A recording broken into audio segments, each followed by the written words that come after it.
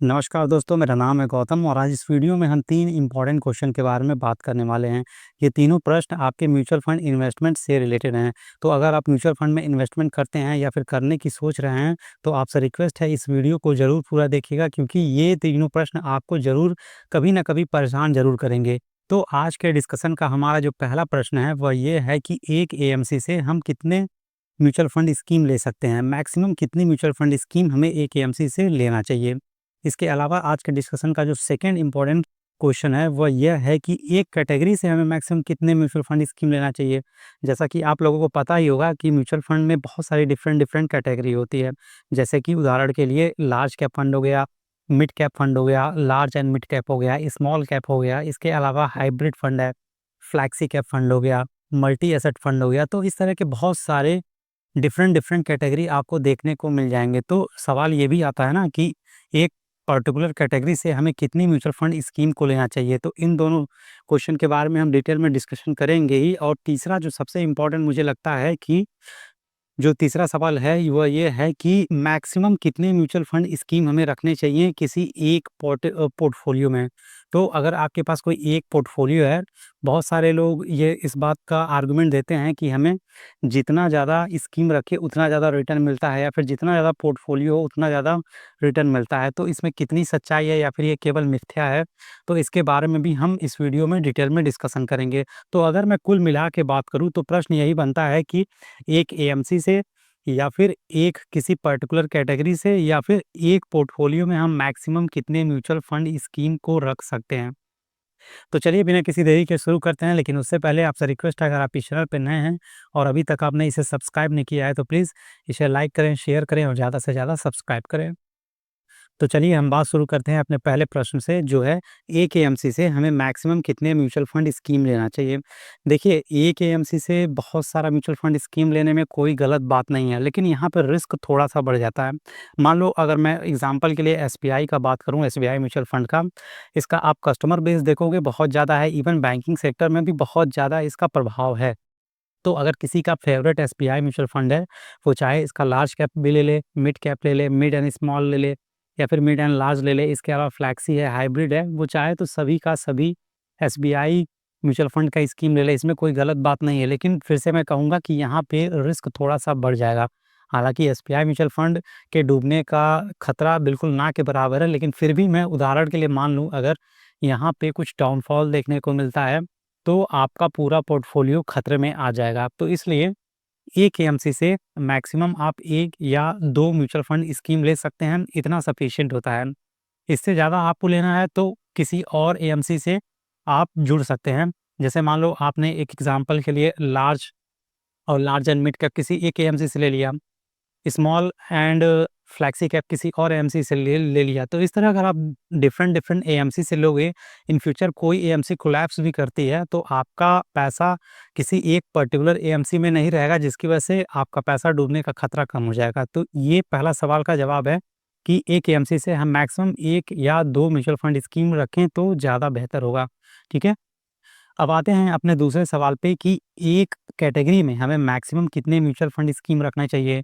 For example large cap, mid cap, small cap, flexi cap, hybrid, multi, बहुत सारे different different varieties हैं, category है mutual fund scheme की। तो देखिए इसका सिंपल सा जवाब है, आपको क्या करना है, एक कैटेगरी में मैक्सिमम आप 1 या 2 रख सकते हैं। 2 भी मैं नहीं कहूँगा, मैक्सिमम 1 रखें। हाँ, अगर आप स्मॉल कैप में, फ्लैक्सी कैप में जा रहे हैं तो वहाँ पे आप 2 रख सकते हैं। लेकिन अगर आप लार्ज कैप फंड चुन रहे हैं या फिर लार्ज एंड मिड कैप या फिर कोई इंडेक्स फंड चुन रहे हैं, तो वहाँ पे कोशिश कीजिए कि आप एक ही म्यूचुअल फंड स्कीम रखें तो ज़्यादा बेहतर है। मैं इसलिए ऐसा बोल रहा हूँ कि यहाँ पे ओवरलैपिंग होने के चांसेस बहुत ज़्यादा होते हैं। अगर मैं किसी इंडेक्स फंड की बात कर लूँ, फॉर एग्ज़ाम्पल मैं निफ्टी 50 इंडेक्स फंड की बात कर रहा हूँ, तो निफ्टी 50 में आप देखोगे ज़ाहिर-सी बात है, जैसा कि इसका नाम ही है निफ्टी 50, तो आप किसी 2 अलग-अलग एएमसी का मतलब सेम कैटेगरी में ले भी लें म्यूचुअल फंड स्कीम, तो स्टॉक तो उसमें सेम ही रहेंगे, तो इससे कोई फ़र्क नहीं पड़ेगा। इसलिए ओवरलैपिंग से आपको बचना है, तो आपको अगर कोई इंडेक्स फंड ले रहे हैं या फिर लार्ज कैप में ले रहे हैं या फिर लार्ज एंड मिड कैप में ले रहे हैं, जहाँ पे नंबर ऑफ स्टॉक काफ़ी कम रहते हैं, तो वहाँ पे आपको ओवरलैपिंग देखने को मिल सकता है। तो इस कंडीशन में आपको कोशिश करना है कि एक स्कीम लें एक कैटेगरी में, तो वो ज़्यादा अच्छा है। हाँ, अगर आप स्मॉल कैप की तरफ जा रहे हो या फिर आप माइक्रो कैप की तरफ जा रहे हो, जहाँ पे नंबर ऑफ स्टॉक फंड्स में बहुत ज़्यादा होते हैं, 100, 150, 200, 250 होते हैं, तो वहाँ पे आप 2 ले सकते हो, कोई दिक्कत नहीं है। वहाँ पे ओवरलैपिंग के चांसेस काफ़ी कम होते हैं। देखिए, ओवरलैपिंग की बात हो ही रही है, तो कितना मैक्सिमम ओवरलैपिंग हम बियर कर सकते हैं। तो अगर आपके पोर्टफोलियो में स्टॉक का ओवरलैपिंग 30% से कम है, मैक्सिमम 25%, 28%, 30% तक माना जाता है, अगर इतना है तो ठीक है। लेकिन उससे ज़्यादा अगर आपका स्टॉक का ओवरलैपिंग हो रहा है, तो वो आपके लिए नुकसान कहीं न कहीं हो सकता है। तो ये रहा दूसरे सवाल का जवाब। अब आते हैं अपने तीसरे प्रश्न पे कि एक पोर्टफोलियो में हम मैक्सिमम कितने म्यूचुअल फंड स्कीम को रख सकते हैं। देखिए, बहुत ज़्यादा म्यूचुअल फंड स्कीम रखना भी कभी-कभी नुकसानदेह हो जाता है, रिस्की हो जाता है, क्योंकि बहुत ज़्यादा आप स्कीम रखोगे तो वहाँ पे आपको एक्सपेंस रेशियो भी देना पड़ेगा अलग-अलग फंड में। तो कोशिश कीजिए कि maximum 7 to 8 mutual fund scheme आप रख सकते हो तो बेहतरीन है, ठीक है? एग्ज़ाम्पल के लिए भाई, अगर नॉर्मली देखा जाए तो इन्वेस्टमेंट कहाँ पे ज़्यादा आता है? Large cap, large and mid cap, small cap, यहीं आता है। और हाल-फिलहाल में जो बहुत ज़्यादा चलन में है, जैसे कि मल्टी कैप एंड आपका फ्लेक्सी कैप, तो ये कुल 5 से 6 म्यूचुअल फंड की कैटेगरी है जहाँ पे ज़्यादा इन्वेस्टमेंट आता है। तो मैक्सिमम आप इनमें एक-एक कैटेगरी में भी इन्वेस्टमेंट करते हो, तो आपके पोर्टफोलियो में कुल कितनी स्कीम आएँगी?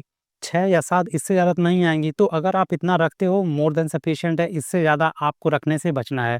ठीक है? नहीं तो आपका एक्सपेंस रेशियो बहुत ज़्यादा होगा, जब आप उसे रिडीम करोगे तो आपको टैक्स ज़्यादा देना पड़ेगा, एक्सपेंस रेशियो ज़्यादा देना पड़ेगा। तो आई होप अभी आपको क्लियरली समझ में आ गया होगा कि जो मैंने 3 सवाल यहाँ पे उठाए थे कि एक एएमसी से कितने हमें म्यूचुअल फंड स्कीम लेना चाहिए, ये भी क्लियर हो गया। सेकंड था, एक कैटेगरी से कितने म्यूचुअल फंड स्कीम हमें रखना चाहिए, ये भी आई होप क्लियर हो ही गया होगा। एंड थर्ड क्वेश्चन था कि हमारा मैक्सिमम एक पोर्टफोलियो में कितने म्यूचुअल फंड स्कीम रखना चाहिए, ये भी क्लियर हो गया होगा। इसके अलावा 2 एडिशनल सवाल मैंने डिस्कस किया था कि बहुत लोग इस बात का आर्गुमेंट देते हैं कि अगर हम ज़्यादा म्यूचुअल फंड स्कीम रखते हैं तो हमें हो सकता है ज़्यादा रिटर्न मिले, या फिर ज़्यादा पोर्टफोलियो बना के रखें तो ज़्यादा रिटर्न मिले। तो ये दोनों बकवास बातें हैं, ठीक है? इनसे ओवरलैपिंग होगी, इनसे एक्सपेंस रेशियो आपका ज़्यादा बढ़ेगा, ठीक है? टैक्स आपको ज़्यादा देना पड़ेगा जब आप अपना फंड रिडीम करेंगे। तो एक से ज़्यादा पोर्टफोलियो रखना या फिर बहुत ज़्यादा म्यूचुअल फंड स्कीम रखना, ये घाटे का सौदा हो सकता है आपके लिए। तो ये वीडियो यहीं पे होता है समाप्त। आई होप जो मैंने यहाँ पे 4 से 5 प्रश्न डिस्कस किए थे, आपको समझ में आ गए होंगे। तो फिर मिलते हैं नेक्स्ट वीडियो में, तब तक के लिए जय हिंद, जय भारत। एंड जाते-जाते बस इतना इस वीडियो में ऐड करना चाहेंगे कि इस चैनल पे या फिर इस वीडियो के माध्यम से जो कुछ भी बताया गया है, इसका उद्देश्य केवल और केवल शिक्षा और जागरूकता है। There is no any financial recommendation और सजेशन टू बाय और sell any kind of financial product. देखिए, स्टॉक मार्केट या फिर म्यूचुअल फंड में या फिर कोई भी इन्वेस्टमेंट स्ट्रैटेजी हो, प्लानिंग हो, हर जगह थोड़ा बहुत आपका रिस्क एसोसिएटेड होता है। तो जब भी आपको इन्वेस्टमेंट करना है, अपने खुद के रिस्क पे करना है। आपका जो भी पर्सनल फाइनेंस एडवाइज़र हो, उससे डिस्कस कीजिए। उस डिस्कशन के बाद आप खुद समझदार हैं, सक्षम हैं, आप अपने हिसाब से डिसीज़न लीजिए, इन्वेस्टमेंट कीजिए। ठीक है? देन मिलते हैं नेक्स्ट वीडियो में, तब तक के लिए जय हिंद, जय भारत।